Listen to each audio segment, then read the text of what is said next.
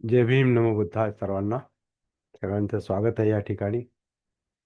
आज आपण 86वी गाथा पाहणार आहोत धम्मपदातली आणि 11वी गाथा पंडित वग्गातली. एचखो सम्मदख्खा ते धम्मे धम्मानुवर्तिनो ते जना पारमे संति मच्युधेयं सुदुत्तरं. तर जे लोक चांगल्या रीतीने स्पष्ट करून सांगितलेल्या धम्मानुसार आचरण करतात, ते अतिशय कठीण असा मृत्यूने ग्रासलेला भवसागर ओलांडून पलीकडे जातात, पार करतात. तर एक गोष्ट लक्षात आली असेल की ही गाथा आधीच्या गाथेला कनेक्टेड आहे. ऍक्च्युली हे यमक आहे. तर आधीच्या गाथेला एक कनेक्टेड कसं आहे, तर मनुष्यांमध्ये भवसागर तरुण जाणारे थोडेच लोक असतात. बाकीचे लोक या अलीकडच्या किनाऱ्यावरच धावपळ करत असतात. अशी कालची गाथा होती. आणि ही गाथा, आजची गाथा जी आहे ती त्याच कालच्या गाथेचं हे कंटिन्युएशन आहे. त्याला पुढे असं म्हटलेलं की जे लोक चांगल्या रीतीने धम्मानुसार आचरण करतात ते हा भवसागर ओलांडून पलीकडे जातात. भवसागर हा मृत्यूनं ग्रासलेला आहे असं म्हटलेलं आहे याच्यामध्ये. ते एक एक शब्द आपण आधी पाहूया, मग याचा काय अर्थ निघतो तो आपल्या लक्षात येईल. एचखो समदख्खाते.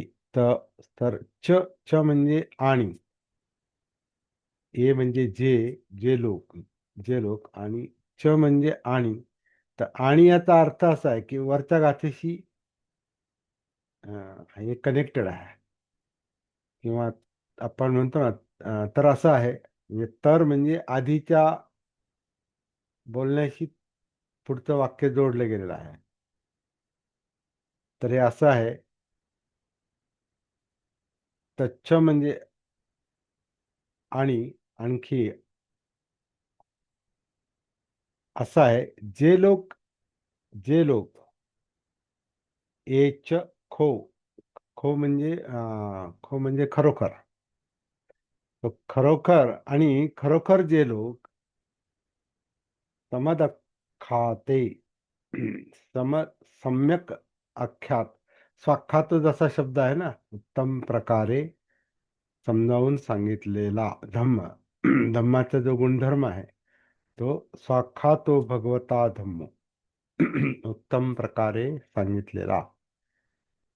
तर धम्माचं जे लक्षण आहे त्रिरत्न वंदनेतल्या धम्मवंदनेमध्ये स्वाख्याते उत्तम प्रकारे सांगितलेलं, तसंच हा सम्यक आख्याते असा तो शब्द आहे. सम्यक आख्याते, समद आख्याते त्याचं कंबाईन रूप आहे ते.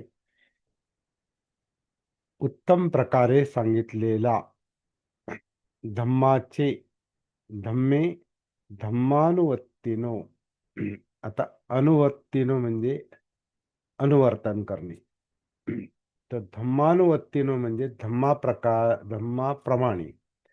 अनु म्हणजे साथ.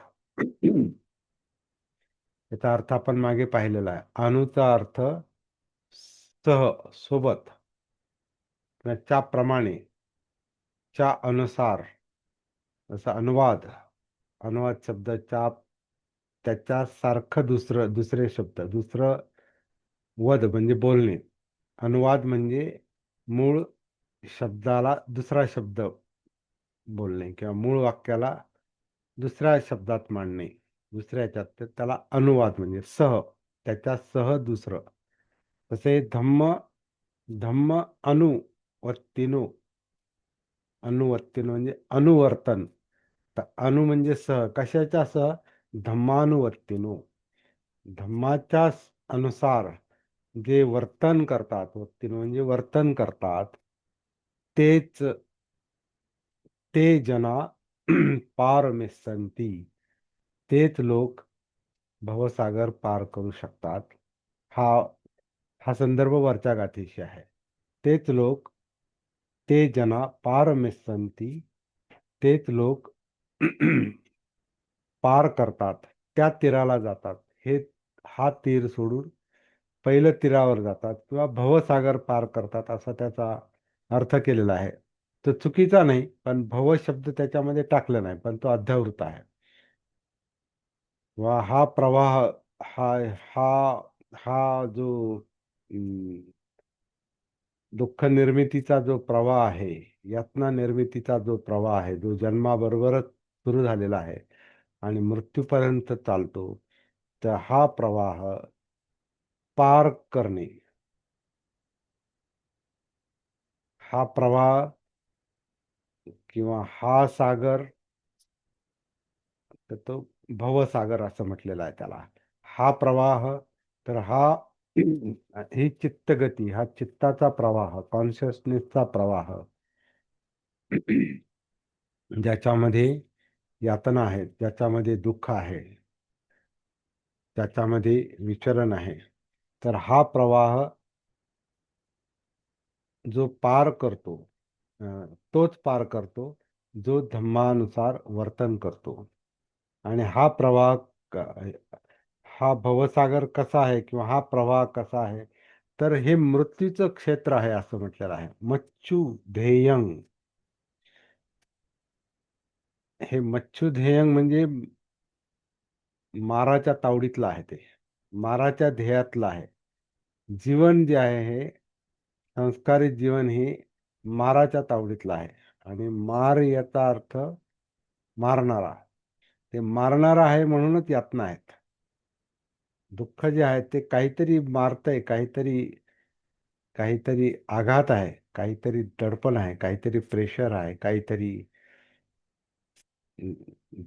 दाबणार आहे, प्रेशराईज करणार आहे आणि शेवटी मारून टाकणार आहे, म्हणून मरतो. प्रत्येक प्रत्येक अणुरेणूपासून अगदी एखादा मोठा ग्रह असू द्या, सगळं ग्रह तारे सगळं विश्व जे आहे हे नष्ट, निर्माण होतं, नष्ट होतं, निर्माण होतं, नष्ट होतं, म्हणजे मृत्यू. मृत्यू म्हणजे नष्ट होणे, ज्याचं अस्तित्व संपतं. तर कोणत्याही जगातली कोणतीही गोष्ट अशी नाही की ज्याचं अस्तित्व परमनंट आहे, ज्याचं अस्तित्व कायमस्वरूपी आहे, अशी एकही गोष्ट नाही, एकही क्षण नाही, एकही कण नाही, एकही अणू नाही, रेणू नाही. क्षण सुद्धा मर्त्यच आहे, प्रत्येक क्षण जो आहे. म्हणून आपण जसं घड्याळाचा काटा पुढे पुढे जातो, म्हणजे प्रत्येक क्षण पुढे जातो, म्हणजे पहिला मरतो. तर मृत्यू जो आहे हा याचा गुणधर्मच आहे, या अस्तित्वाचा, संस्कारित अस्तित्वाचा तो गुणधर्म आहे. त्यालाच अनित्यता असं म्हटलंय. नित्य नाही, स्थिर नाही, परमनंट नाही, आणि म्हणून ते अनात्म आहे असं पण त्याचा अर्थ निघतो. म्हणजे मी म्हणाल असं पाहिजे, सगळं काही माझ्या म्हणण्याप्रमाणे पाहिजे, तसं कधी होत नाही. कारण काय, हे सगळं अस्तित्व जे आहे हे मृत्यूच्या आणि माराच्या, मृत्यूच्या छायेखाली आहे, मृत्यूच्या प्रभावाखाली आहे. कारण नष्टप्राय आहे, अनित्य आहे, परिवर्तनशील आहे. हे मृत्यूचं क्षेत्र आहे असं म्हटले. मच्छुध्येयंग, मृत्यूचं क्षेत्र, आणि त्यालाच भवसागर म्हटलेलं आहे. कारण भव हे स्थिर नाही. कारण जे भव असतं ते विभवात जातं. म्हणजे जे असतं ते नसल्यास जमा होतं. अनित्यता जी आहे ती आहे ते नाहीच जमा होतं. त्यामुळे कुठली गोष्ट आहे म्हटलं की आहे म्हणेपर्यंत ती नाही जमा पण होते, जसा क्षण पुढे जातो. तर अशा अर्थाने हे भवसागर आहे. भव बनणे, बनणे. पण जे बनतं ते परमनंट नाही. ते बनतं आणि परत नवीन बनतं. बिईंग इज बिकमिंग असं म्हटलेलं आहे. जे अस्तित्वात असतं ते नष्ट होऊन नवीन निर्माण होतं. ते जाऊन परत नवीन निर्माण होतं. ते जाऊन परत नवीन निर्माण होतं. जसं आपल्या शरीरातल्या पेशी असतात. नवीन पेशी निर्माण होतात, जुन्या मरतात म्हणून नवीन निर्माण होतात. पुन्हा त्या मरतात, नवीन निर्माण होतात. असं करत करत आपण ज्याला वय वाढतं म्हणतो आपण, किंवा आपलं जे शरीर वाढतं, ते पेशी, जुन्या पेशी मरून नवीन तयार होऊन त्या डेव्हलपमेंट त्याची चाललेली असते. कारण त्यांना ते पुढचं हे पाहिजे असतं, अस्तित्व पाहिजे असते, इच्छा आकांक्षा तृष्णेला पुढचं अस्तित्व पाहिजे असतं, म्हणून सतत अं, जुनं जातं आणि नवीन तयार होतं. जुन्या पेशी मरतात, नवीन तयार होतात एका विशिष्ट मर्यादेपर्यंत. आणि जेव्हा मग नंतर एक काळ असा येतो की नवीन तयार होऊ शकत नाही. कारण ती नवीन तयार करण्याची जी क्षमता आहे, ती नवीन तयार करण्याची क्षमता ती कमी झालेली असते, किंवा पूर्ण संपली की मग आहे ते नसल्यात जमा होतं. नाही आहे ते नाही राहत नाही, मृत्यू. ते हे अशा प्रकारचं हे हा भवसागर असा आहे. हा जीवन प्रवाह असा आहे, आणि याला पार करायचं असतंय. हा बुद्ध धम्माचा हेतू आहे. आता पार करायचं म्हणजे काय? कुठं पळून जाऊ शकत नाही, कुठं जाऊ शकत नाही आपण, याला सोडू शकत नाही, आणि याला धरू पण शकत नाही. धरू का शकत नाही? तर ते धरण्यासारखं नाहीच आहे, कारण त्याचा धर्म मृत्यू आहे. त्याचा धम्म मच्छुधेयम, ते मृत्यूचं क्षेत्र आहे. त्यात ते अनित्यतेचं क्षेत्र आहे. ते जर तसंच आहे, आणि आपण म्हणून की मी त्याला धरून ठेवील, तर ते अशक्य आहे, केवळ अशक्य आहे. आपला भ्रम आहे, आपण ते मी असं करील. तो हा जो मी आहे, तर ती तृष्णाच आहे. या विद्येतून निर्माण झालेली ही तृष्णा हाच मी आहे, आणि तो म्हणतो मी असंच करील, असं ठेवील, असंच होईल. होऊ पण शकतं, पण ते राहत नाही. आपल्या म्हणण्याप्रमाणे होतं, पण ते आपलं नसतं. ते ती इच्छाशक्ती आहे, ती तृष्ण आहे. त्यात इच्छेनुसार, तृष्णेनुसार काही गोष्टी घडतात, पण त्या राहत नाहीत, टिकून राहत नाही. कारण त्या मृत्यूच्या अधीन आहेत, त्या परिवर्तनाच्या अधीन आहेत, बदलाच्या अधीन आहेत, चेंज. कारण त्या इम्पर्मनंट आहेत, त्या कायमस्वरूपाच्या नाहीत, तात्कालिक आहेत त्या. कारण ती गती आहे, तो प्रवाह आहे, आणि प्रवाह वाहता असतो, तो कधी स्थिर नसतो. आणि ज्याला वाहता प्रवाह लक्षात येतो, तर तो त्या प्रवाहात उतरून प्रवाहाला प्रवाहाच्या प्रमाणे वाहू देतो, पण स्वतः मात्र त्याच्यातून मुक्त होतो. त्याला पार पार होणं असं म्हटलेलं आहे. इहलोक आणि परलोक. आता परलोक म्हणजे पलीकडचा लोक, परलोक म्हणजे स्वर्ग वगैरे असा, म्हणजे मला तरी अर्थ घेणं आवडत नाही. परलोक पार, पार पासून पर, पर, पलीकडचा. तर पलीकडं म्हणजे कुठं? तेही आतच आहे, इथंच आहे. पलीकडे म्हणजे आतल्या आतच दुःखमुक्ती. जिथं दुःख आहे तिथं दुःखमुक्ती आहे. दुःख अलीकडं, दुःखमुक्ती पलीकडं. निब्बाण पलीकडं, बुद्धत्व पलीकडं.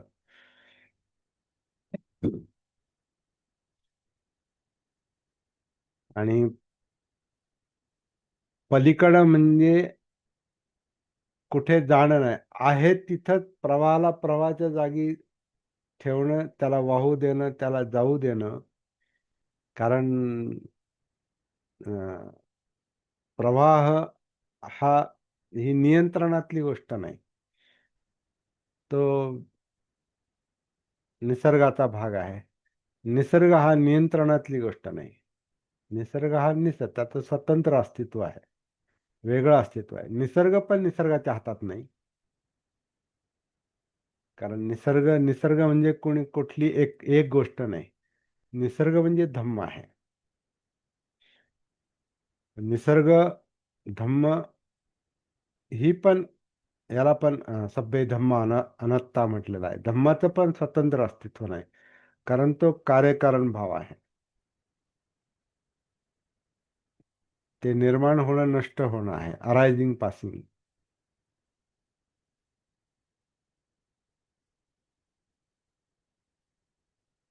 तर हा प्रवाह, हा भवसागर असा आहे. आणि त्याचं लक्षण, त्याचं सत्य जे आहे ते दुःख आहे. का? तर ते माराच्या अधीन आहे. का? तर ते मृत्यूच्या अधीन आहे. मृत्यूमुळे दुःख आहे, कारण आहे ते राहत नाही. तर हे स्वीकारण्याचीच कला आहे ही. जीवन ही स्वीकारण्याची, जीवन ही जसं आहे तसं पाहण्याची आणि स्वीकारण्याची एक दृष्टी आहे, व्हिजन आहे, सम्यक दृष्टी. हे असं आहे. हे असं दिसतं, असं जाणवतं, असं आहे. हे असं दिसतंय आणि मी म्हणाल नाही तसं नाही पाहिजे, तसं नाही दिसलं पाहिजे. हे असं आहे आणि मी म्हणतो नाही तसं नसलं पाहिजे. तर वास्तव तसं नाहीच आहे. जे जसं आहे तसं आहे. यथाभूत ज्ञान दर्शन, यथाभूत ज्ञान दर्शन. जसं आहे, जसं घडतंय तसंच पाहणं, स्वीकारणं.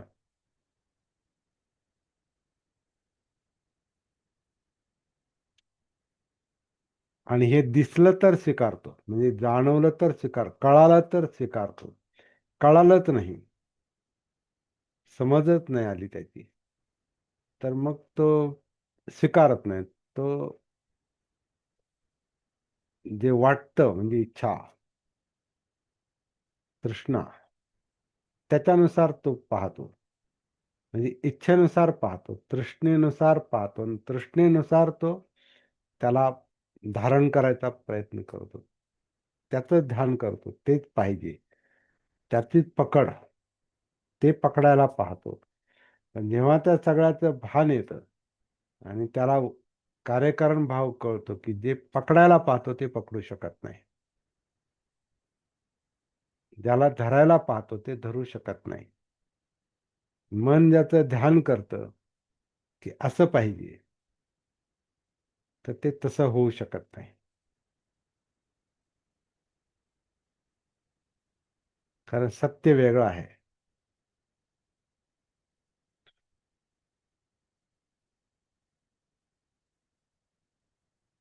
तर सत्य पाहणं म्हणजे हे भवसागर पाहणं आहे, जीवन पाहणं आहे. आणि मग त्याच्यात ज्या काही गोष्टी आपल्याला दिसतात, जाणवतात, ज्या बुद्धांना त्यांच्या जागृतीमुळे जाणवल्या, त्याच त्यांनी सांगितल्या, त्याला आपण धम्म म्हणतो. पण त्यांनी सांगितलं त्याला धम्म म्हणतात. तो आपल्या दृष्टीने तोपर्यंत धम्म नाही जोपर्यंत आपण जागृत होत नाही,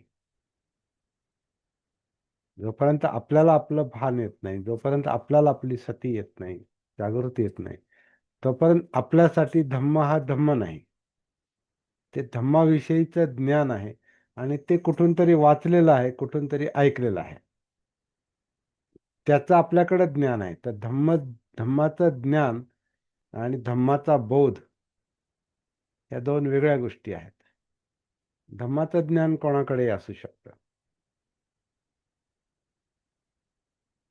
किंवा कधी कधी धम्माचं ज्ञान नसतं पण ज्ञान असतं, म्हणजे शब्द माहिती असतात, म्हणजे संस्कार तसे होऊ शकतात. पण धम्म समजणं, दृष्टी, दृष्टी म्हणजे समज आहे. धम्म समजणं हे केवळ जागृतीला शक्य आहे. कारण धम्म दिसले तर समजतील. आणि धम्म हे अस्तित्वात आहे, जीवनाशी, जीवनाचा तो अं, जीवनातील काय म्हणतात, जीवन धम्मामुळेच आहे. पण ते धम्म पाहणं हे जागृतीला शक्य आहे. जी जागृती जीवन पाहते म्हणजे धम्म पाहते, सत्य पाहते, वास्तव पाहते. सत सत म्हणजे वास्तव. तर सत पासून सत्य शब्द आहे, तसा सत पासून सती पण असला पाहिजे असं मला वाटतं. तर ती सती सत्य पाहते, सत पाहते, वास्तव पाहते, जसं आहे तसं पाहते. मला असं पाहिजे असं नाही म्हणत, हे असं असं आहे.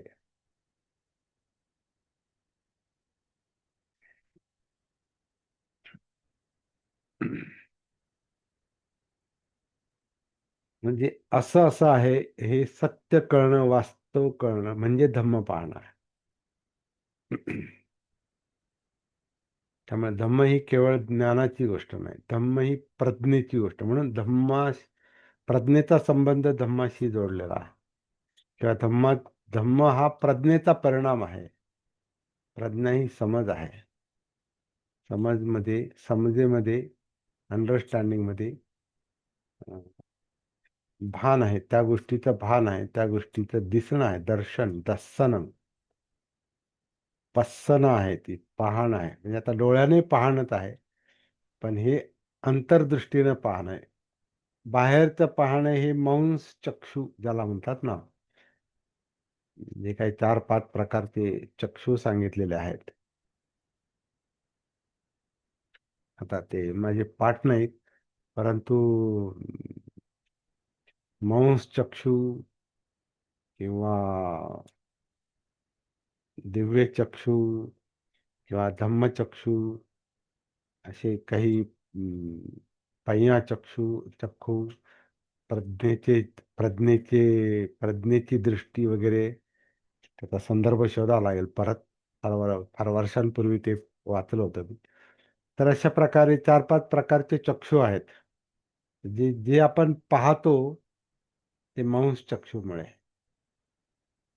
आणि जे समजतं ते पुढचे चक्षु आहेत. आणि आणखीन खोलात समजतं, आणि आणखीन सत्य समजतं. तर ते त्याप्रमाणे ते चक्षुचं स्वरूप, पाहण्याचं स्वरूप बदलत जातं. आणि बाहेरचे डोळे जे पाहतात ते आकारधारी विश्व पाहतात. आणि आकार जो दिसतो तो प्रकाशामुळे, बाहेरच्या प्रकाश असेल तर आकार दिसतो. कारण त्या वस्तूपासून निघणारे, जी कोणती वस्तू असेल त्या वस्तूपासून निघणारे प्रकाश किरण आपल्या डोळ्याच्या म्हणजे त्या बुबुळातून ते पाठीमागे जे जे पटलावर पडतात, ज्याला रेटिना म्हणतात, त्या डोळ्यातील ज्या रेटिनावर, त्याला काय मराठी शब्द आहे, रेटिनाला काय म्हणतात? माझ्या मते बहुतेक अंतरपटल असेल. हा, अंतरपटेल. नाही, त्याला दुसरा शब्द आहे. त्याला रेटिना, त्याला आपण इंग्रजीमध्ये रेटिना म्हणतो त्याला. डोळ्यात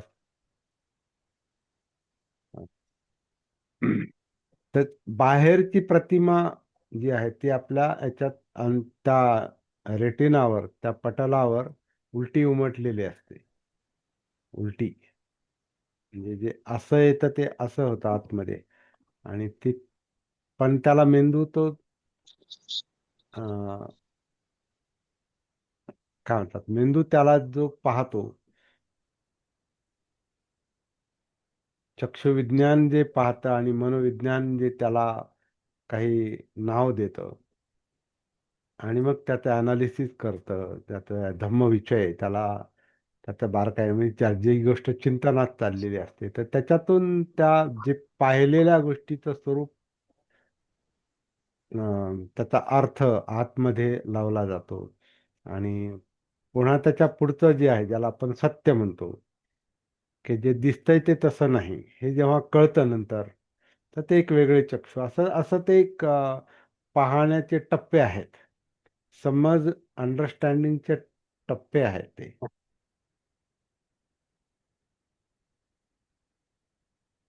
त्याच्यातून जे भ्रामक अस्तित्व आहे त्याचं सत्य स्वरूप नंतर लक्षात येतं.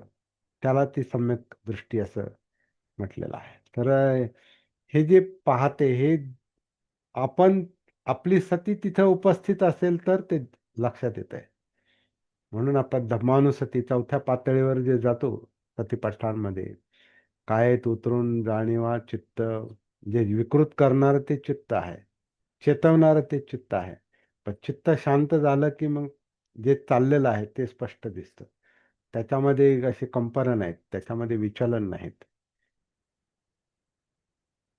ते जोपर्यंत शांत होत नाही, समतेमध्ये येत नाही, शमत शांत होणे, तोपर्यंत ह्या क्रिया ज्या आहेत, चक्षुविज्ञान, श्रोत्रविज्ञान, घ्राण विज्ञान, जिव्हा विज्ञान, मनोविज्ञान, हे काया विज्ञान,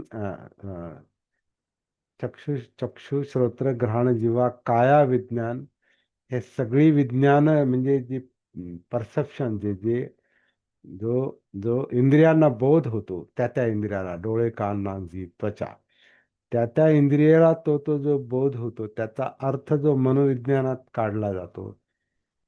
आणि अर्थावर जेव्हा पुढचं चिंतन होतं आणि मग त्यातलं सत्य लक्षात येतं, तर हे सगळं सतीच्या प्रकाशात आपल्याला दिसू शकतं किंवा त्यातलं सत्य कळू शकतं. तोपर्यंत ते भ्रामक, सगळं भ्रामकच असतं. म्हणजे वास्तव वेगळंच असतं आणि दिसतं वेगळं. आता आपण बघा, आपल्याला समोरून येणारी प्रतिमा ही डोळ्यामध्ये त्या रेटिनावर उलटी पडते, हे आपल्याला माहिती नाही. हे आपल्याला लक्षात येत नाही की ती प्रतिमा उलटी पडते आपल्या डोळ्यावर, आणि तीच उलटी करून परत मेंदू पाहतो. हे आरशात आपल्याला हा आरशात लिहिलेलं अक्षर जे आपण जे काही लिहितो ते आरशात जर बघितलं तर ते ऍक्च्युअल मध्ये उलट दिसतं. हा मग तसंच उलट आत पडतंय. बरोबर. जे आरशात उलट आहे ना, तसंच आतमध्ये उलट असतं ते. कारण त्याच्यातली जी किरण आहे ती अशी हे होऊन येतात, काय क्रॉस होऊन जातात, आणि ती बाहुलीवर, ते बाहुलीतून जे जातं, ज्या म्हणजे आपण ज्याला बुबुळ म्हणतो, त्याच्यातून त्या पाठीमागे पडद्यावर स्क्रीनवर जे पडतं ते उलटी प्रतिमा पडते. आणि मग ते दुर्बिणीसारखं. दुर्बीण दुर्बिणीसारखं. नाही, दुर्बीण नाही. हा, हो. दुर्बीण दुर्बीण आहे, पण दुर्बिणीत सरळच दिसतंय ते. नाही इथं नाही, उलट दिसतं दुर्बिणीमध्ये. दुर्बीण मध्ये उलट असतं का? आपण हा, हा उलट दिसतं. ते त्या फिल्मवर उलट हे पडतं का? हा, हो हो हो नाही, हो असू हो. शकतं. मला त्यातलं हे क्लिअर माहिती नाही. पण ते तसंच हे आहे. कॅमेराच आहे आपला. आपले डोळे म्हणजे कॅमेराच आहे. कॅमेराचं भिंगत आहे ना, लेन्स आपण बसवतो ना, लेन्स म्हणतो ना आपण. लेन्स म्हणजे भिंगत आहे ते. तर ते भिंग ते उलट उलट ते त्याची प्रतिमा पडते. प्रकाश किरणांची प्रतिमा उलटी पडते. तर पण आपल्याला कुठे जाणवतं उलटी पडते ते? आपल्याला उलट सुलट काहीच जाणवत नाही. आपल्याला वाटते असंच आहे, सरळच आहे. सरळ नाही ते. त्या वेगळ्या प्रक्रियेतून ते जाते, आणि सगळी जी वायरिंग जी आहे ती मेंदूपर्यंत गेलेली, आणि तिथून मग ती पुढची आता काय कृती करायची, ती वायरिंग जी आता आपल्या सगळ्या शरीरभर पसरलेली असते. तर त्याचं रूपांतर मग कृतीत होतं. ऍक्शन, की अमुक एक वस्तू मला पाहिजे, दिसली, पाहिजे, इच्छा, मग त्याचा कायेला, शरीराला आदेश, आणि मग शरीर तिथं जाणं आणि ते घेणं, हे सगळं, एवढी सगळी क्रिया, कृतीच्या पाठीमागे, वर्तनाच्या पाठीमागे एवढं सगळं सायकॉलॉजी आहे, मानसशास्त्र आहे, ते मन आहे. हे सगळं एवढी मोठी वर्तनाच्या पाठीमागे म्हणजे आता बोलणं सुद्धा, शब्दाचं जे बोलणं आहे, शब्दांनी जे बोलणं आहे ते विचाराशी जोडलेलं आहे आणि चित्ताशी पण जोडलेलं आहे, भावनांशी पण जोडलेलं आहे. तर ते विचार आणि त्या भावना मिळून शब्द बाहेर पडतात. तर आपल्याला कुठं लक्षात येते ते? आपल्याला आपल्याला काय माहिती? बोलतो म्हणजे आपण काय करतो?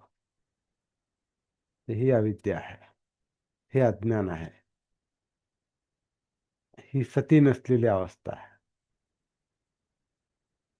आपण फक्त कृती करतो, आपण फक्त जगतो, पण जगणं म्हणजे काय हे नाही माहिती आपल्याला, कारण या अस्तित्वाशी आपला संपर्कच नाही. कारण आपण काय आपल्या कायमध्ये उतरलो नाही, कायशी संपर्क नाही, म्हणून वर्तनाशी संपर्क नाही, आपल्या जाणीवांशी आपला संपर्क नाही, त्यामुळे आपल्या इमोशन्सशी संपर्क नाही, भावनांशी संपर्क नाही, चित्ताशी संपर्क नाही. आपण आपल्या मनाशी जोडलेलो नाहीत म्हणून विचारांशी संपर्क नाही, म्हणून विचार कळत नाही. विचारांना, संज्ञांना जन्म देणारे संस्कार, त्याच्याशी आपला संपर्क नाही म्हणून आपल्याला संस्कार कळत नाही. विचारांना जन्म देणारे बाहेरून इंद्रियांचे विषय आहेत, ते कसे काय विचारात, संज्ञेमध्ये रूपांतरित होतात ते आपल्याला काहीच माहिती नाही. म्हणजे आपण स्वतःला जाणतच नाही, स्वतःच ज्ञानच नाही, स्वतःची प्रज्ञा नाही, कारण स्वतःचं भान नाही, स्वतःची सती नाही. त्यामुळे आपण, आणि हे मानसशास्त्र जसं सांगतं, 90% जीवन जे आहे हे असं अंधारातच चाललेलं असतं. आपल्याला वाटतं आपण जागे आहोत, पण आतमध्ये झोपलेलो आहोत. त्याला अनकॉन्शियस माइंड म्हटलेलं आहे, अजागृत मन. जेव्हा आपण सतीचा अभ्यास करतो, सतीची प्रॅक्टिस करू शकतो व्यवस्थितपणे, तर ह्या अजागृत मनाचं जागृत मनामध्ये रूपांतर होत जातं.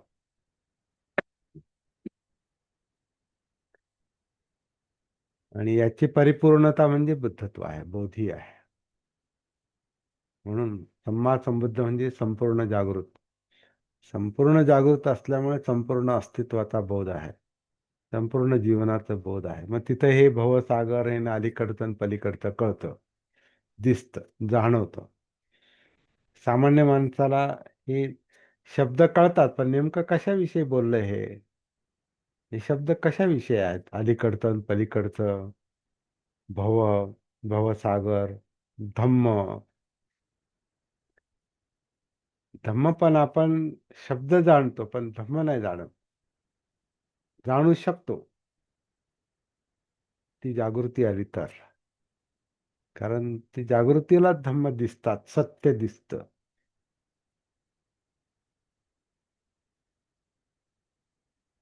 पण निसर्गानं बाय मिस्टेक असं ते केलंय की ते अंधारातूनच आपण अज्ञान घेऊन, अंधार घेऊनच जन्माला आलेलो असतो जणू काय आपण.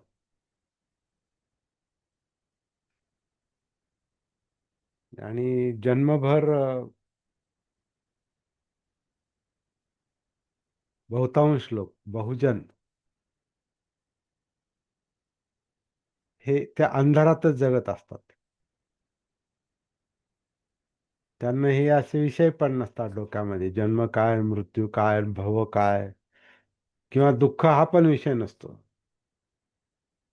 सुख हा पण विषय नसतो. ते फक्त इंद्रिय तृष्णेच्या माग धावत असतात. हे पाहिजे, ते पाहिजे, असं नको, तसं नको. आणि मग याच किनाऱ्यावरची पळापळ, काल जो विषय होता, नुसती पळापळ आहे ते.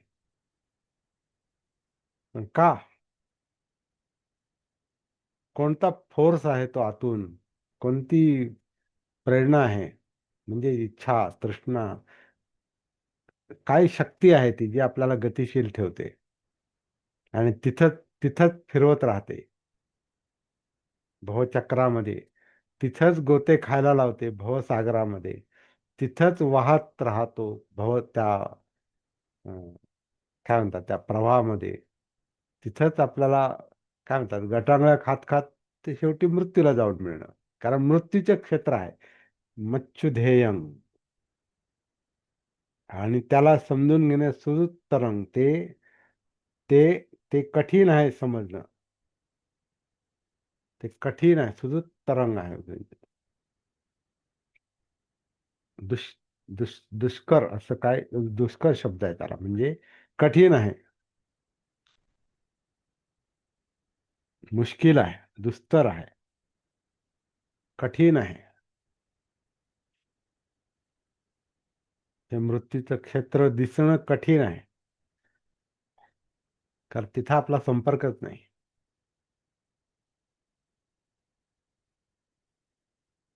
मग कुठं असतो आपण? हे समजून घेण्याचं काम आहे.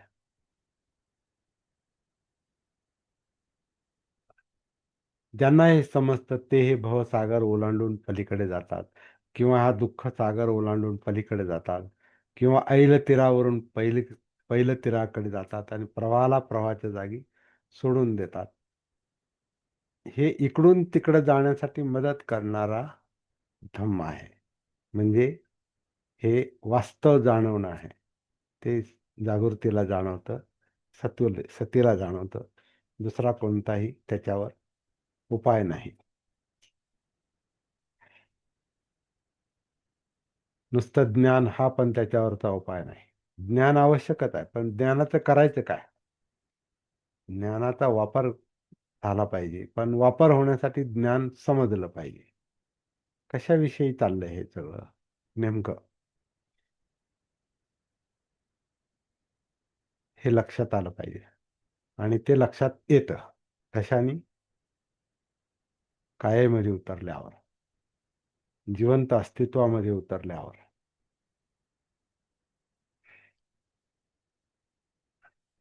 कसं उतरायचं याच्यावर आपण थोडी चर्चा काल केलेली आहे.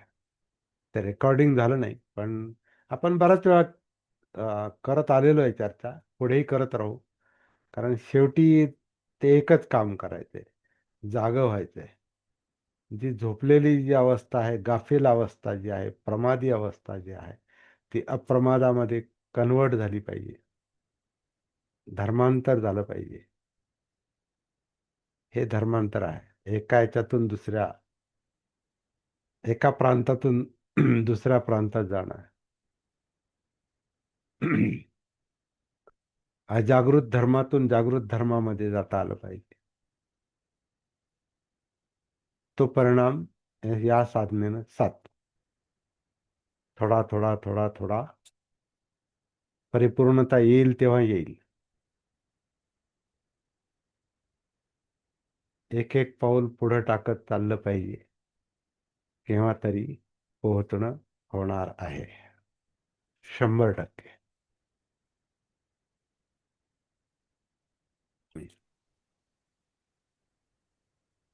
परत बघा. रवीम सर, हम्म. माझा प्रश्न असा आहे की जसा मनुष्य जन्माला येतो तसं त्याला हे पंचेंद्रिय त्याचे चालू होतात. मग चव आहे, मग समजा जिभेला चव वाटते, मग ती चांगली आहे वाईट आहे, आणि जर चांगली असेल तर तो त्याची तृष्णा त्या त्या चवेमध्ये वाढत जाते. तसंच श्रोत इंद्रियाचं सुद्धा आहे. चांगलं संगीत असेल तर तो ऐकतो, नसेल तर तो ऐकत नाही. तर निसर्गाने एक प्रकारे हे इंद्रिय आपल्याला दिलेले आहेत. तर मग चांगले आणि वाईट हे दोन्ही गोष्टी त्यामध्ये येतात. तर मग ह्या इंद्रियाचा जो उपयोग आहे तो म्हणजे तिथं कंट्रोल कसं करायचं किंवा कंट्रोल का करायचं, आणि आपल्याला नेमकं मग साध्य काय करायचं? समजा जे काल मी जरा थोडंसं वाचलं, अर्थ जे बनतात त्यांना जे काही फ्लो आहे ते त्यांना सगळं समजतात, परंतु ते त्यामध्ये वाहवत जात नाही. मग नेमकं साध्य काय करायचं आहे आपल्या या सती साधनेतून?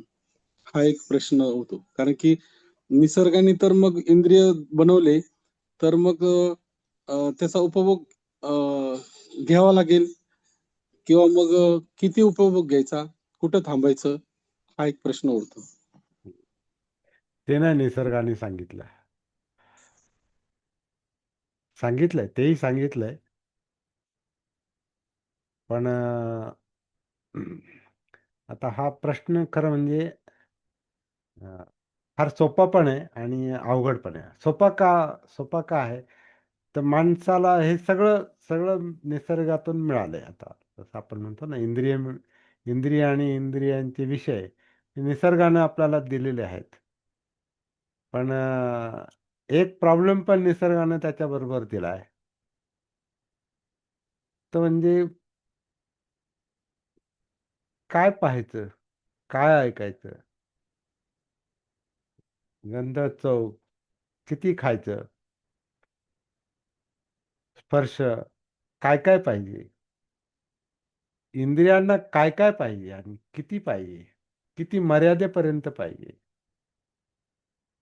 तर ही मर्यादा जर लक्षात आली नाही तर परिणाम काय होतो? काय परिणाम होईल? समजा चव चांगली लागली आणि खातच राहिला, किंवा अमुक एक डोळ्यांना दिसतंय, ते योग्य आहे की अयोग्य आहे ते न पाहता ते पाहतच राहिला, काहीही ऐकतच राहिला, काहीही करतच राहिला, काहीही बोलतच राहिला. निसर्ग आहे तो. विचार. थोडस त्यातून परिणाम वाईट होतील. हा, आता हा वाईट परिणाम जो आहे, आता वाईट परिणाम म्हणजे काय होतं नेमकं? वाईट परिणाम आपल्याला कशावरून दिसतो? कशावर म्हणायचं एखादी गोष्ट वाईट आहे? कोणती जितकी जास्त गोष्ट करू आपण, तिचा परिणाम वाईटच होतो. हा म्हणजे असं काय काय काय होतं नेमकं? कशावरून म्हणायचं एखादी गोष्ट वाईट आहे? समज हा, दुःख विचलित दुःख होतं, हा? चित्त विचलित होतं, मन विचलित होतं. मन विचलित होतं, मन डिस्टर्ब होतं, त्याचं टेन्शन येतं, त्याचं प्रेशर येतं, त्याच्यामुळे झोपमोड होते, त्याच्यामुळे आपली एकाग्रता भंग होते, आपली कामं व्यवस्थित होत नाही, आपली शक्ती विखुरली जाते, त्याचे आपल्या शरीरावर परिणाम होतात, आपल्या जीवनावर परिणाम होतात, आपले संबंध बिघडतात.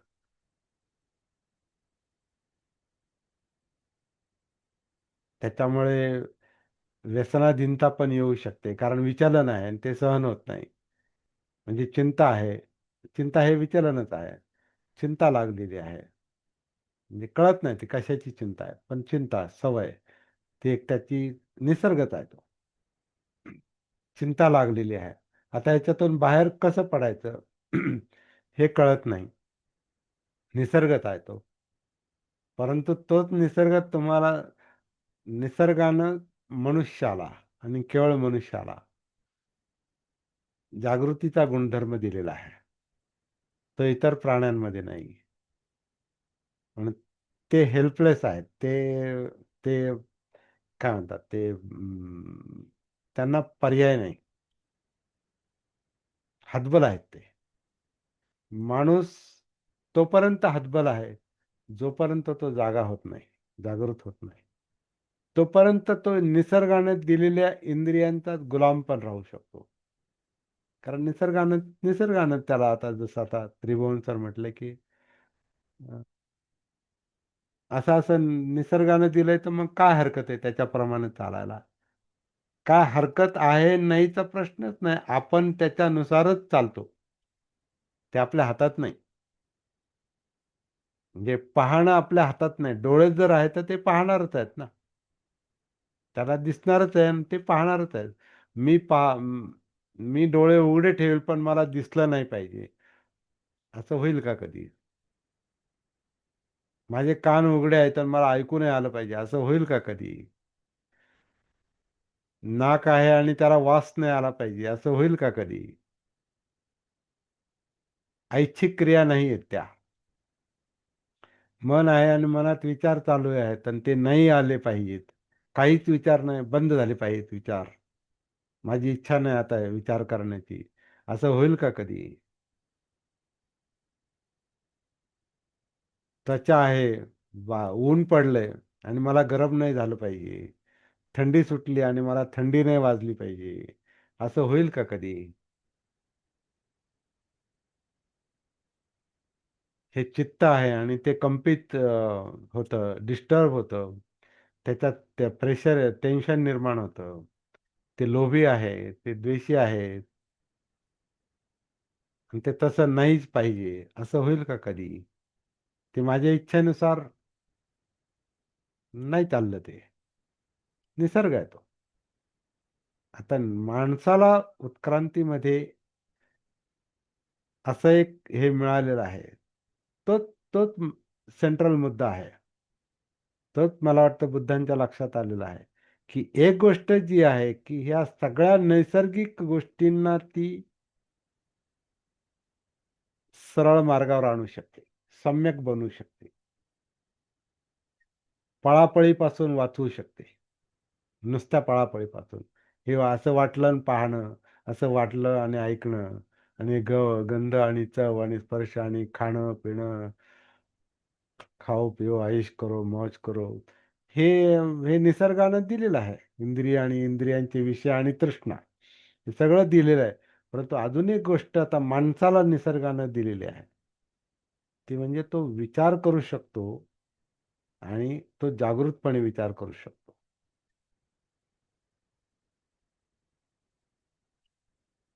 तर ती जागृती जी आहे ती ह्या निसर्गावर नैसर्गिक पद्धतीनं मात करू शकते आणि माणसाचं विस्कळीत आयुष्य ती सरळ करू शकते.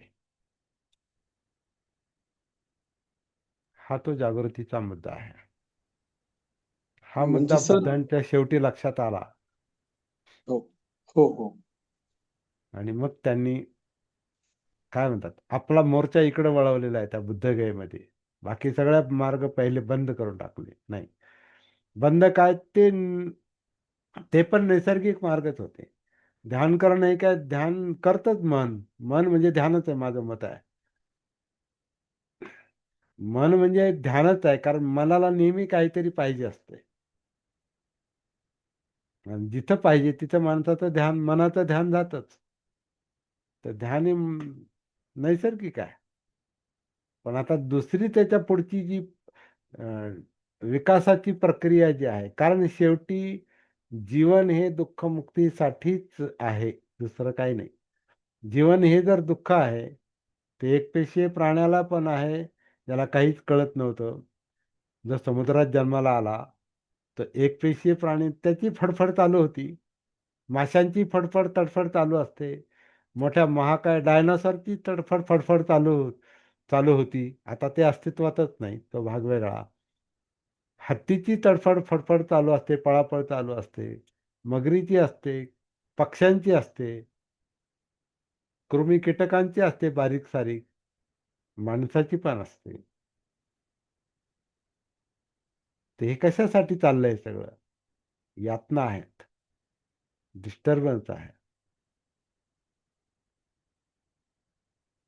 आता हे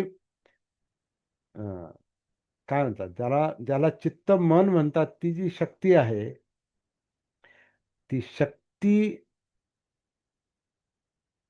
त्या त्या तडफडीतून, त्या फडफडीतून, त्या विचलनातून मोकळं व्हायला पाहते. म्हणजे दुःखातून मोकळं व्हायला पाहते ती शक्ती, म्हणजे मन चित्त स्वतःच त्याच्यातून मोकळं व्हायला पाहत आहे. त्याला ते लगेच नाही जमलं आधी.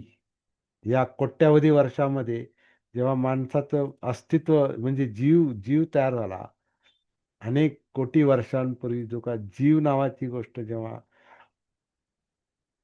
तयार झाली, आता ती कधी तयार झाली काय, हा एक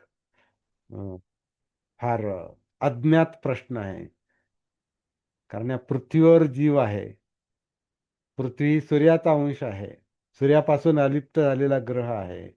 तो जेव्हा सूर्यापासून अलिप्त झाला म्हणजे ती उष्णता ह्या पृथ्वीवर नाही आता. सूर्यापासून प्रकाश आणि उष्णता इथे येते, परंतु सूर्याची उष्णता जी आहे तिथं जीव टिकू शकत नाही.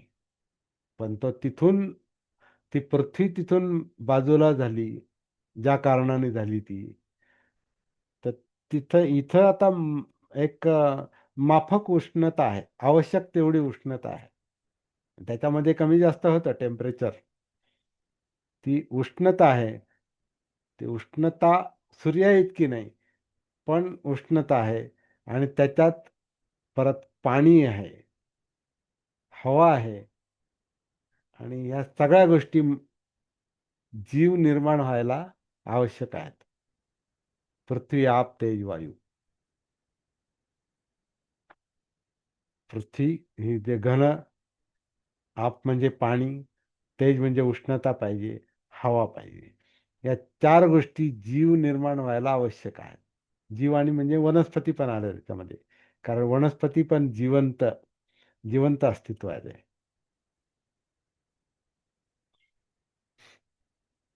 तर वनस्पती आणि प्राणी ह्या कारणानं निर्माण झाले.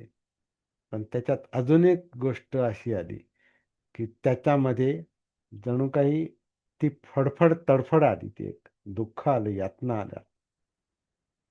नॅचरलीच प्रत्येक जीव तडफडतोच आणि जन्म घेतो आणि मरतो. जन्माला आलं त्याला माहिती नाही का आला तो जन्माला, पण आता त्याला मरायचं नाही म्हणून तो घाबरतो, मृत्यूला घाबरतो, आणि मृत्यू तर आल्याशिवाय राहत नाही. आता जेव्हा मनुष्याच्या आधीचं जे काही अस्तित्व आहे, इतर प्राण्यांचं जे अस्तित्व आहे, त्यांना हे कळण्याचं काही कारण नव्हतं, कारण त्याच्यामध्ये जागृतीचा अंश नव्हता. त्यामुळे त्यांना ते विचार प्रक्रिया पण नाही आली, विचारही नाही आला. ते फक्त काय आपण म्हणू शकतो चित्त भावना तेवढंच, की हे पाहिजे, खायचं, राहायचं, अन्न, वस्त्र, निवारा, हे जशा माणसाच्या गरजा आहेत तशा प्राण्यांच्या काय गरजा आहेत. त्यांना अन्न पाहिजे, म्हणजे ते चारा खातील किंवा शिकार करतील. वस्त्र, त्यांच्याकडे वस्त्र नाही, पण त्यांची जी त्वचा आहे, त्यांचे त्वचेवरचे जे केस आहेत, तर अं, ते जाड जाड त्वचा किंवा कातडी किंवा केस हे त्यांच्यासाठी ते वस्त्रासारखंच आहे, ते आवरण आहे, ते संरक्षण आहे. म्हणजे ते अन्न, वस्त्र, निवारा. आता निवारा प्रत्येकाला, प्रत्येक प्राणी मात्राला तो काहीतरी आश्रय शोधतो. मग ते बीळ असेल, नाहीतर गुहा असेल, नाहीतर झाडाखाली असेल, किंवा झाडावर असेल, किंवा घरटी तयार, आता पक्षी घरटी तयार करतात. म्हणजे त्यांच्यासाठी ते अन्न, वस्त्र, निवारा हे त्यांच्यासाठी जे आहे ते ते करतात. माणसाला ती समज त्याची वेगळी डेव्हलप झाल्यामुळे तो पद्धतशीरपणे अन्न तयार करतो, पिकवतो, अन्न तयार करतो, पद्धतशीर वस्त्र तयार करतो, विणतो, अं, पद्धतशीर निवारा म्हणजे निवास म्हणजे घर बांधतो. साधं झोपडं असो, नाही तर 1 RK असो, नाही तर 1 BHK असो, नाही तर 2 BHK असो, नाही तर महाल असो. त्याच्या त्या डेव्हलपमेंटमुळे तो ते काम करतो आणि स्वतःला निवारा, निवास त्याचं जे आहे ते लक्झरियस बनवतो, म्हणजे एकदम सुरक्षित करतो स्वतःला पूर्ण. घर म्हणजे सुरक्षितता आहे, तो स्वतःला सुरक्षित करतो. म्हणजे त्याचे अन्न, वस्त्र, निवारा आणि ह्या गोष्टी ज्या आहेत, ह्या इतर प्राण्यांच्या पेक्षा प्रगत आहेत, पण प्राण्यांसारखेच आहेत.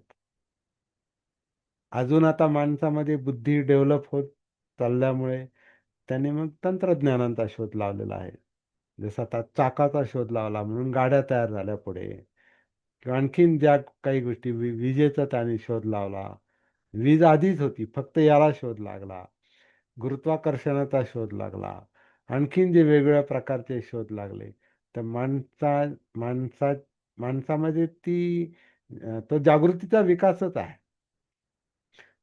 त्याच्यामुळे त्याच्यातून मग मेंदू डेव्हलप झाला, मग विचार प्रक्रिया सुरू झाली, मग वेगळे शोध लागले आणि मग त्या शोधांचा त्यानं स्वतःच्या हितासाठी, फायद्यासाठी त्यानं उपयोग करून घ्यायला सर. म्हणून आपल्या समोर आता कृत्रिम प्रकाश आहे, आपल्याकडे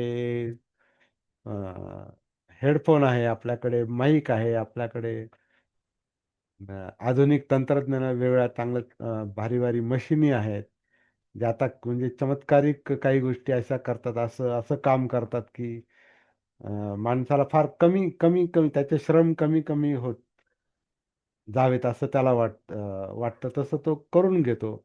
किंवा आता हवेत उडतो, म्हणजे पक्ष्यासारखा हवेत उडतो, विमानं तयार केली, गाड्या तयार झाल्या. या सगळ्या याच्यातून सगळं जे अ, ज्या सुखसोयी निर्माण झालेल्या आहेत, याच्यात एक गोष्ट मात्र अजून इतर प्राण्यांसारखीच माणसांमध्ये पण ती अशी कंटिन्यू आहे. ते म्हणजे इतर प्राण्यांना पण यातना आहेत, माणसाला पण यातना आहेत, दुःख आहे. पण माणसाकडं एक अजून अशी नैसर्गिक शक्ती म्हणा, देणगी म्हणा, अशी काही आलेली आहे की माणूस हा जसं सुरक्षिततेसाठी प्रयत्न करत करत हे एवढे सगळे शोध आणि एवढे सगळ्या डेव्हलपमेंट त्याने तो करू शकला माणूस. त्याच्यात एक फेज अशी आलेली आहे ज्याची सुरुवात बुद्धांपासून आहे की बुद्धाला म्हणजे त्या बुद्धत्वाला दुःखापासून पूर्ण मुक्त कसं व्हायचं हे समजलेलं आहे.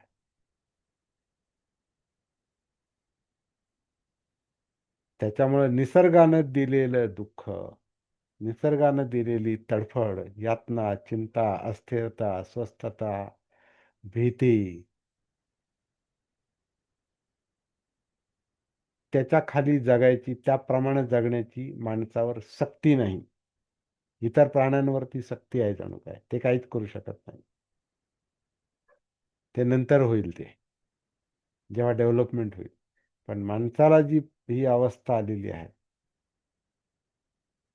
त्याचं वेगळेपण ह्या जागृतीमध्ये आहे, सतीमध्ये आहे.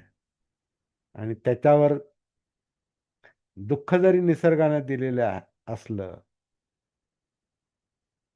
तरी दुःख भोगण्याची त्याच्यावर सक्ती नाही, कारण त्याच्यामध्ये जागृती सती आहे. ती सती ओळखण्याची गोष्ट आहे, लक्षात घेण्याची गोष्ट आहे, समजून घेण्याची गोष्ट आहे. ती जर लक्षात आली, ती जर समजली, तर पुढे डेव्हलपमेंटचा मुद्दा आहे. आणि ते माणूस नॅचरली करतो, कारण एखादी गोष्ट माणसाला शोध लागला की तो त्याच्यामध्ये डेव्हलपमेंट करतो, त्याच्यामध्ये विकास करतो. मग त्याच्यातून तो नवीन नवीन गोष्टी तो करत राहतो. म्हणजे विजेचा शोध लागला तर मग काय आलं, बल्बाचा शोध लागला, किंवा तुमच्या रेडिओचा शोध लागला, नंतर टेलिफोनचा शोध लागला. आणि मग आता एवढे डेव्हलपमेंट होत होते, सगळ्याचं एकत्रीकरण करून मोबाईल आहे. आणखीन काय म्हणजे आता काय म्हणतात, आता हे नवीन अलीकडचं जे आलंय ते AI, आता कॉम्प्युटर पण त्याच्यात आहे. आता परत ज्ञानामध्ये AI म्हणजे हे सगळं जे माणसानं ज्ञान निर्माण केलेलं आहे किंवा त्याच्याकडून झालेलं आहे या विकास प्रक्रियेमध्ये, हे सगळं ज्ञान जे अ, संचित आहे, संचय आहे याचा, डाटा त्याला म्हणतात कॉम्प्युटरच्या भाषेमध्ये. आता डाटा ज्याला म्हणतात, तो इलेक्ट्रॉनिकच्या स्वरूपात तो संचित आहे. आता आजची फेज काय आहे डेव्हलपमेंटमध्ये, विकासामध्ये? कृत्रिम बुद्धिमत्ता, AI. आता अ, ज्या लोकांना हा शब्द माहिती आहे, आता याचं आता पुढचा जो प्रभाव आहे तो ह्या कृत्रिम बुद्धिमत्तेचा आहे. म्हणजे माणसाने जी बुद्धिमत्तेच्या जोरावर जे जे शोध लावले, जी जी माहिती जमा करून ठेवलेली आहे आणि ते रेकॉर्ड झालेली आहे, संचित झालेली आहे. त्याच्यातूनच ही कृत्रिम बुद्धिमत्ता असे काही तिला प्रश्न विचारायचे. एखादा प्रश्न विचारला की मला पुस्तक लिहायचं आहे, असा जर मला पुस्तक लिहायचं आहे, काय करू सांगा, असा जर प्रश्न त्याला टाकला, तुमच्या मोबाईलवर आहे आता ती सोय किंवा तुमच्या कॉम्प्युटरवर आहे, एखादा कोणताही प्रश्न टाका तुम्ही, तर ते पुस्तक कसं लिहायचं हे तर सांगतच, त्याचे मुद्दे सांगतं.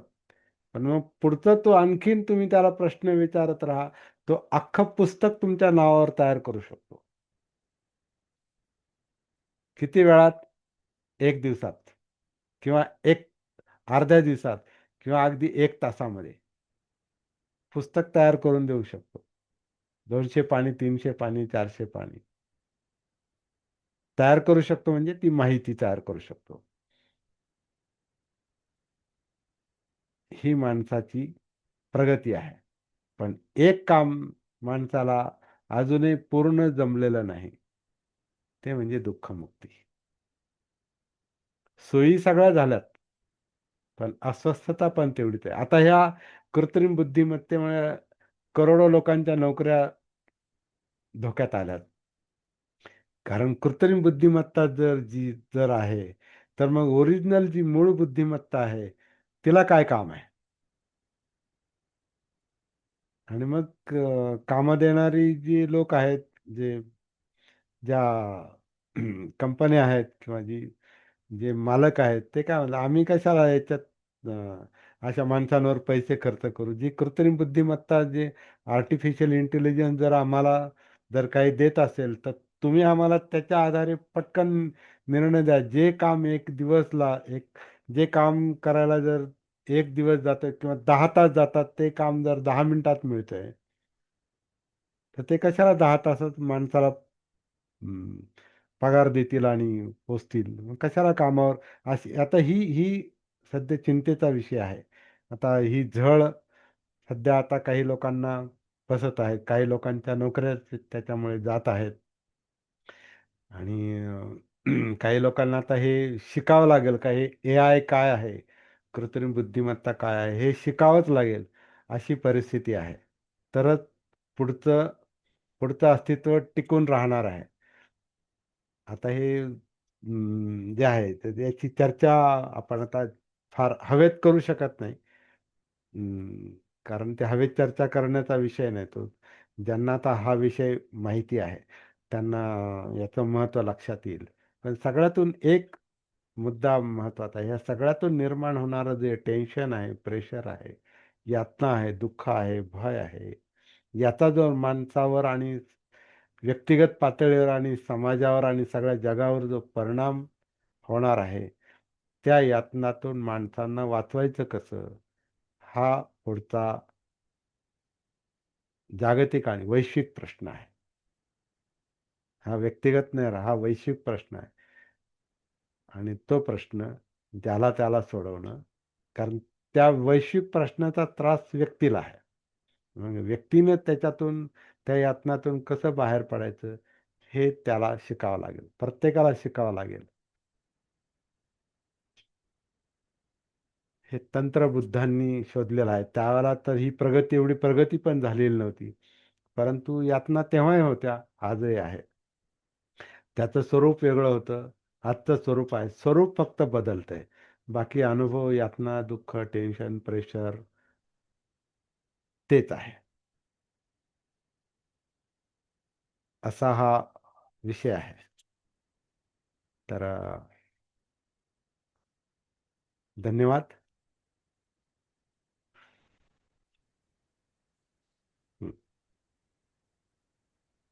सर, ज्यावेळेस मला कोरोना झाला होता त्यावेळेस माझ्या जिभेची चव गेली आणि त्यावेळेस अनेक पदार्थ माझ्या समोर माझ्या आवडीचे पदार्थ होते, परंतु ती चव नसल्यामुळं मला ते काही खाण्याची इच्छा झाली नाही आणि मग मला जेवणही जात नव्हतं. का तर फक्त मला ती इच्छा होत नव्हती आणि खरं तर पाहायला गेलं तर माझे सगळे ते आवडीचे पदार्थ होते. तर मग ही जी चव जी आहे ही पण आवश्यकता आहे. परंतु खूप चव चांगली आहे तर खूपच खात राहिलो तर ते अतिरिक्त होईल. अतिरिक्त झाल्यानंतर मग त्याचे परिणाम वेगळे होतील. परंतु त्यावेळेस मला जाणवलं की चव असणं ही गरजेचं आहे किंवा हे इंद्रियाचे विषय जे आहे ते थोडंफार असणंही गरजेचं आहे. फक्त त्याला लिमिटेशन असावं असं वाटतं. तर लिमिटेशन ही आपल्याला आपली जागृती ठरवेल, आपली समज ठरवेल. परंतु चव ही आपल्या हातातली गोष्ट नाही. चव ही नैसर्गिक आहे आणि कोरोनाच्या निमित्तानं ती चव नैसर्गिकपणेच गेली. कारण काही जो काय व्हायरस आहे तो, त्या व्हायरसने जो आपल्यावर परिणाम झाला, त्याच्यामुळे आपल्या सगळी सिस्टमच आपली अं, बदलली, बिघडवली. त्याचे परिणाम आजही आहेत हा. त्याचे परिणाम, कोरोनाचे परिणाम जे लोकांना जास्त त्रास झाला, त्या लोकांवर त्याचा परिणाम आजही सुप्त स्वरूपात आहे. त्याच्यातून एक गोष्ट अजून एक जगाला समजली का भ्रमात जगू नये माणसानं. आपण निसर्गाचं अपत्य आहोत. निसर्गाने आपल्याला निर्माण केलेलं आहे. निसर्गात होणारं परिवर्तन हे आपल्यावर डायरेक्ट होणारा परिणाम आहे. तिथं पण माणसाचा मला वाटतं जगानं त्याच्यातून तोही बोध घेतलेला आहे. काही लोकांचा इगो कमी झाला त्याच्यामुळे. कारण काही लोकांना असं वाटतं की हे सगळं जग जणू काही माझ्या हातात आहे. माझ्यामुळं चाललं, आमच्यामुळं चाललेलं आहे. कोरोनाने सगळं म्हणजे अक्कल बंद केली होती काही लोकांची. अक्षरशः अक्कल बंद झाली. सगळे लोक बंदिवान झाले होते त्यावेळेला. जग बंदिवान केलं होतं. प्रवास थांबले. एकमेकांमध्ये मिसळणं थांबलं. उपचार नाही परत. मरायला तयार राहायचं जणू काय अशी अवस्था होती. आपल्यावर वेळ आली तर जायचं. मेलेली माणसं परत दिसत नव्हत्या. दिली जात नव्हती नातेवाईकांकडं. परत परत उचलून न्यायचे आणि परत परत त्यांचे काही धार्मिक विधी नाही आणि काही नाही आणि काही नाही. सगळे जणू काय काय म्हणतात एकाच भट्टीत सगळ्यांना टाकून द्यायची. अशी ती म्हणजे भयंकरच ती गोष्ट होती. त्यामुळे आता एवढा छोटा विषय तो नाही बा मला खायला त्या चव आवश्यक आहे की नाही. चव ही गोष्ट आपल्या हातातली नाहीच आहे. कारण ही नैसर्गिक गोष्ट आहे. चव असेल तर खाणार, नसेल तर नाही खाणार. जसा आता त्रिभुवनांचा अनुभव आहे. नाही त्यांना चवच गेली. अनेकांच्या आता मी पण त्या गोष्टी माझ्या कौटुंबिक पातळीवर कुटुंबामध्ये मी फार जवळून अनुभवल्या. मी सोडून सगळे बाधले होते.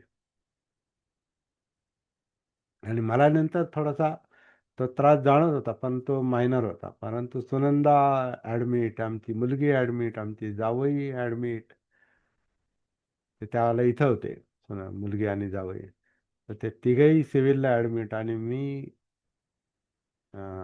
फक्त पॉझिटिव्ह नव्हतो. पण मी पण एक प्रकारची काय म्हणतात एक धास्ती पण ती होती. आणि सुनंदा तर बरंच म्हणजे 80% तिची हे काय म्हणतात ऑक्सिजन लेवल खाली आली होती.